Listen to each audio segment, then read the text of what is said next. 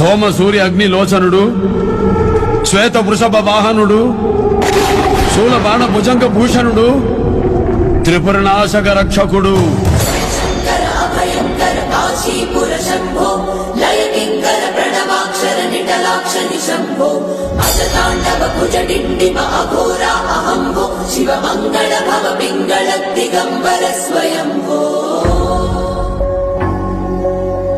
ఇప్పుడు జనాలకి నువ్వు కావాలి.